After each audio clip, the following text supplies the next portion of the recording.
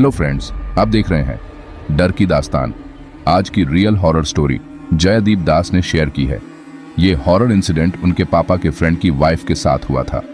Story शुरू करने से पहले अगर आप डर की दास्तान चैनल पर नए हैं तो चैनल को सब्सक्राइब कर लें और बेल आइकन को प्रेस कर दें ताकि हमारी नई वीडियो की नोटिफिकेशन आप तक पहुंच सके। अगर आप लोग भी मुझसे अपनी हॉरर स्टोरी शेयर करना चाहते हैं तो नीचे डिस्क्रिप्शन में ईमेल आईडी है, उस पर शेयर कर सकते हैं। तो चलिए इनकी स्टोरी इन्हीं की जुबानी सुनते हैं। ये 2015 की मेरे पापा के सबसे अच्छे दोस्त की वाइफ की रियल स्टोरी है। ये हमारे लिए बिल्कुल नॉर्मल डे था। मैं स्कूल से आया हुआ था और शाम को मुझे अपने भाई के दोस्त की बर्थडे पार्टी में जाना था।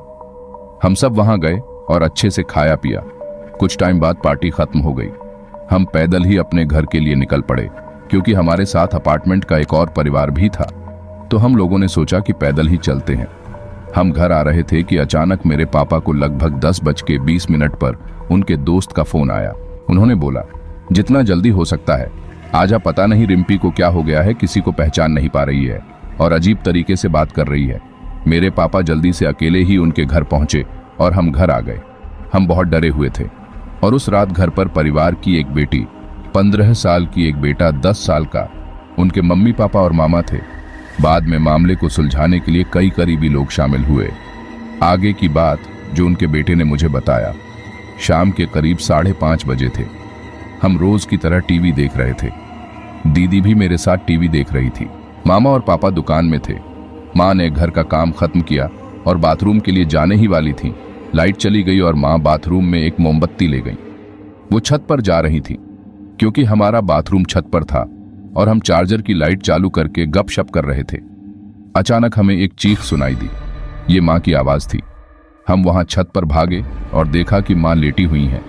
अजीब तरह से बात कर रही थीं, जैसे वो कुछ प्लान बना रही हों, और लगातार हंस रही थीं। हम उन्हें उठाकर बेडरूम में ले आए। मैं और दीदी उन्हें बिस्तर पर पकड़कर बैठे हुए थे और वो बस लगातार बातें कर रही थीं। और सबसे अजीब बात ये थी कि वो ऊपर जाने की परमिशन मांग रही थीं।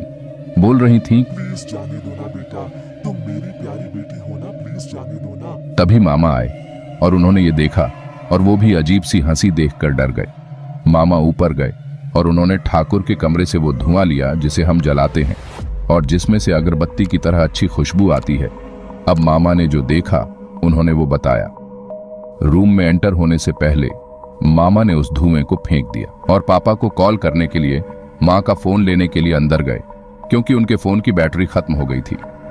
मामा ने बताया कि वो नीचे ही आ रहे थे कि अचानक उन्हें महसूस हुआ कि कोई उनकी गर्दन पकड़ रहा है और उन्हें ऊपर की तरफ खींच रहा है।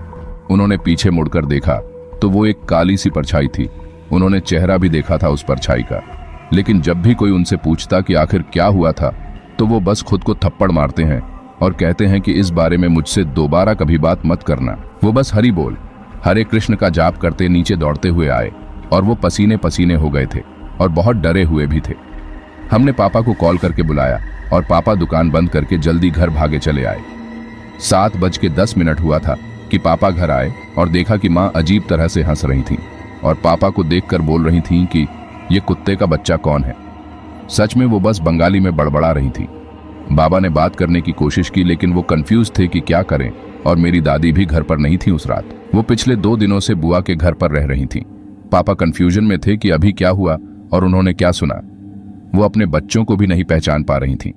बाबा ने अपने सभी फैमिली मेंबर्स को बुलाया और आने को कहा। वो सब घर पर आए। लगभग 6 से 7 लोग थे, जिनमें औरत और आदमी दोनों शामिल थे।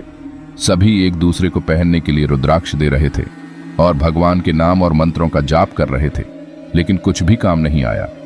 वो अभी भी हंस रही थी और कह रही थी कि क्या सोच रहे थे, ये सब काम कर जाएगा।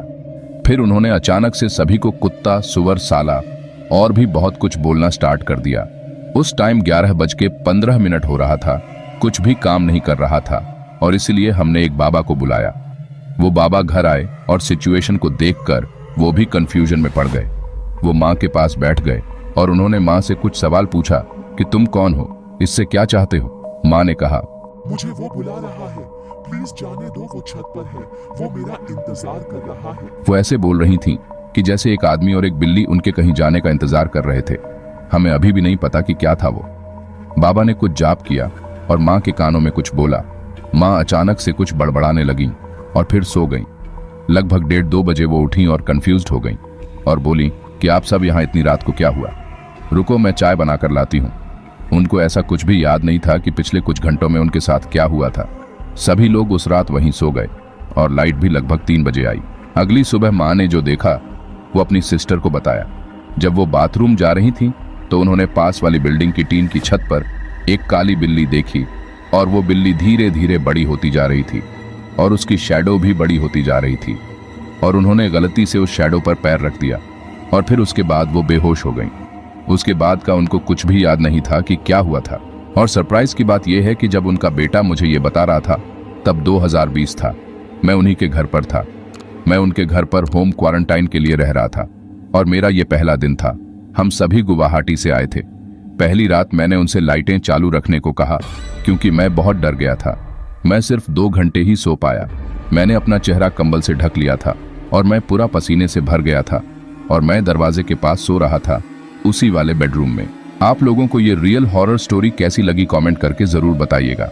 ऐसे ही रियल हॉरर स्टोरी सुनने के लिए डर की दास्तान चैनल को सब्सक्राइब कीजिए और इस वीडियो को लाइक कीजिए। अगर आप लोगों को भी मुझसे अपनी रियल हॉरर स्टोरी शेयर करना है तो डिस्क्रिप्शन में ईमेल आईडी है, उस पर शेयर कर सकते हैं। Thank you for watching my video. फिर मिलते हैं अगली वीडियो में एक और रियल हॉरर स्टोरी के साथ।